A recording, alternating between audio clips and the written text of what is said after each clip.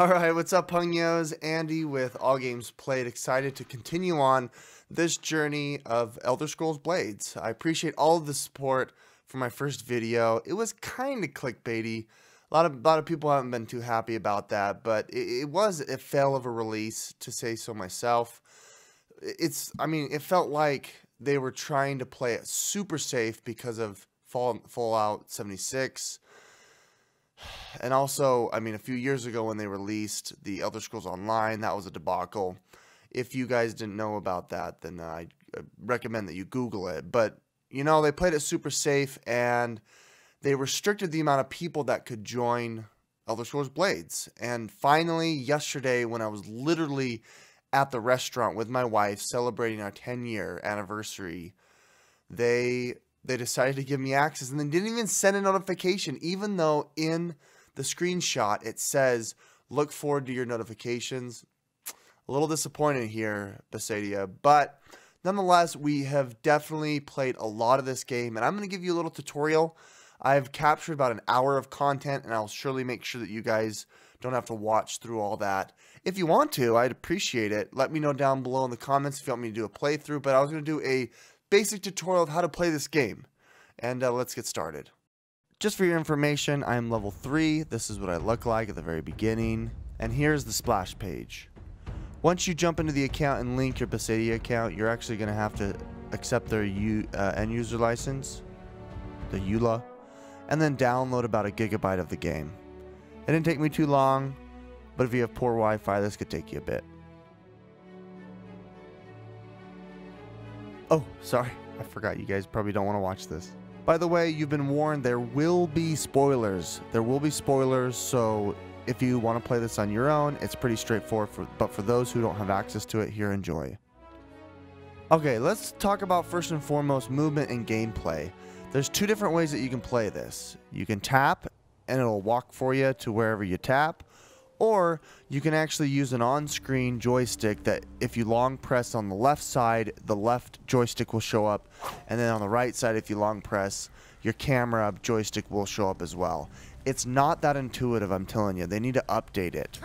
Combat. Combat was a little tricky for me to get at the first, but you'll get the hang of it. You don't swipe. It's just tap and press. That's it. There's no swiping at all. It's not like Infinity Blade if you've ever played that before.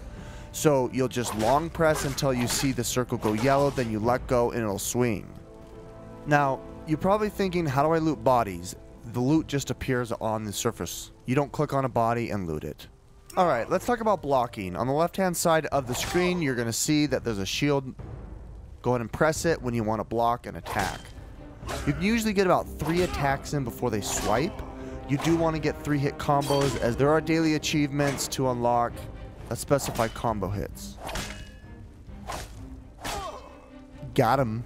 Alright, let's move on. So, you're going to move on, and this is where you reach the town.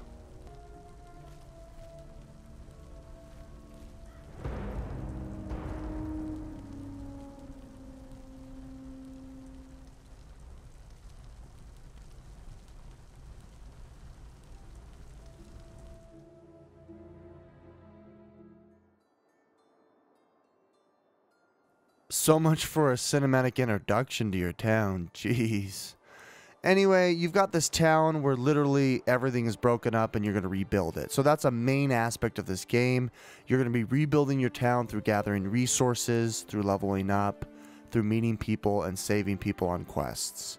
This first part is character creation. I'll spare you. I ended up going with a Breton that looks like my wife.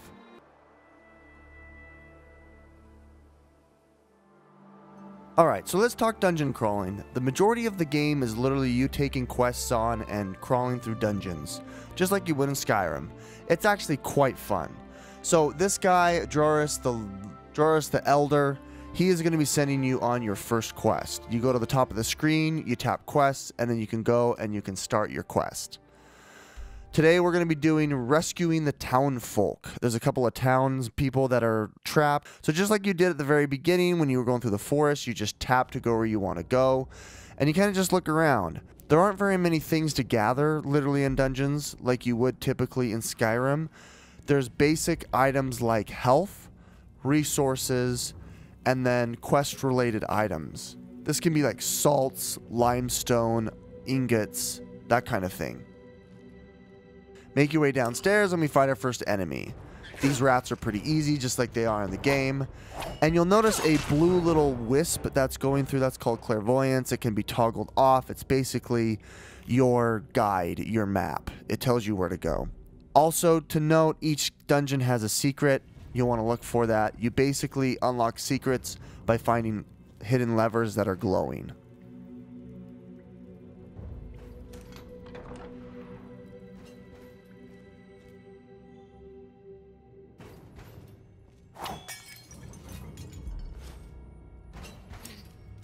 And here's our first fight with a goblin.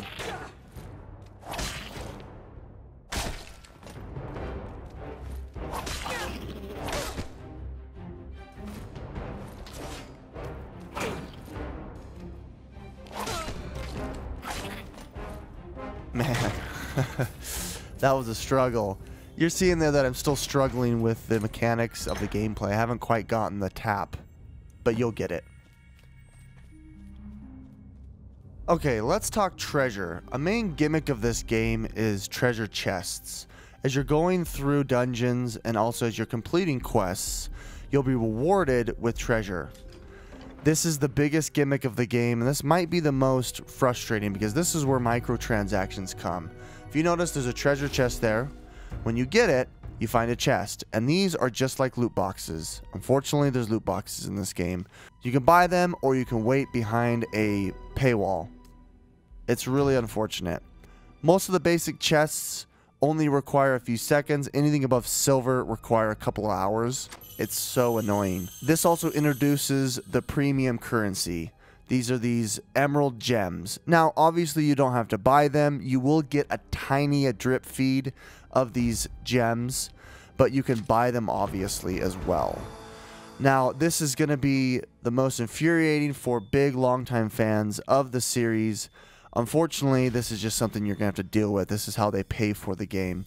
Now, I will admit, I actually did spend some money. I enjoyed the game. I played it for a couple hours, and I said, hey, why not throw a bone? And I did. And so I spent $5 on the game. And as you notice, I went ahead and purchased the hero pack. You get the Witcher's Blade, the Witcher's Helm, and you get a couple of other resources, including money and some gems. It wasn't too bad. I don't think it was worth it. You're going to upgrade past the Witcher's Sword pretty quick, but I thought I'd support the game. That's what I do.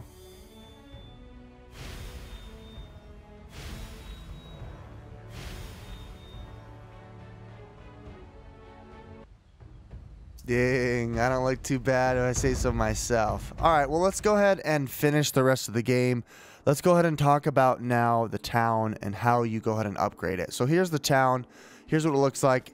It's broken down and you're going to need to fix it. Completing quests and finding new people are going to allow you to unlock more types of buildings and specialty buildings. After you've completed the first quest, you're going to unlock Lard, the smithy. You just go up to him and you can rebuild his house. He's the first specialty building that you're going to create, so I recommend that you actually place it right where he's at. You can put it somewhere else and you can build multiple smiths, but just build it right where he's at. It's really cheap. It's the first building that you can build. As you notice, there was a long list of other buildings that you can build. As you level up, as you gain prestige in the town, you will be able to unlock more specialty buildings. Now, I talk about prestige. Prestige is what is gained by building more houses. So once you get further into the game, you'll be able to build multiple types of houses.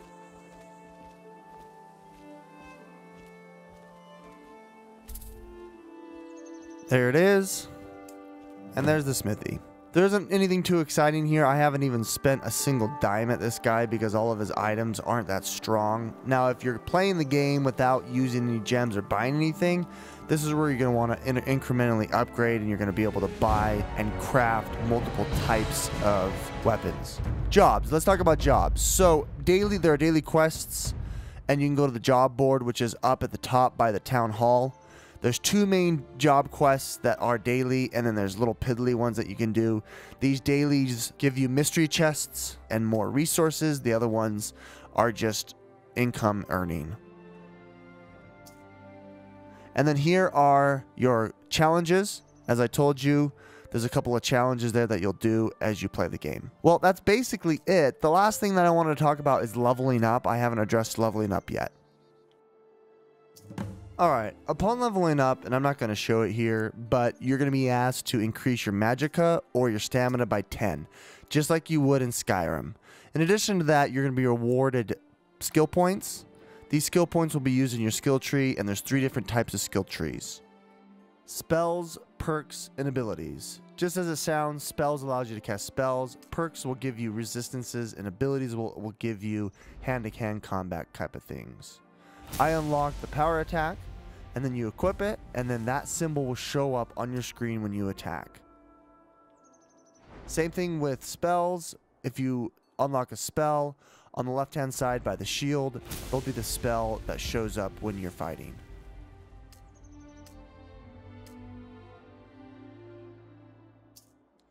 Alright, well I think that's that. Thank you so much guys for joining me here. I think I covered all of the basics here, the tutorial of how to play Elder Scrolls Blades. It's quite fun, it's quite addicting, but there's just a couple of things that kind of bother you as far as the paywall and getting more items from chests.